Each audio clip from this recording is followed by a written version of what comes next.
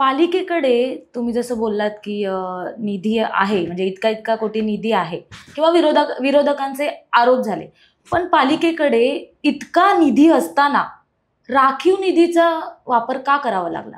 नाही, अद्यापही आपण राखीव निधीचा उपयोग केलेला नाहीये. हं, कारण राखीव निधीला हात घालता येणार नाही. कारण हं, तो फ्रीज केलेला आहे.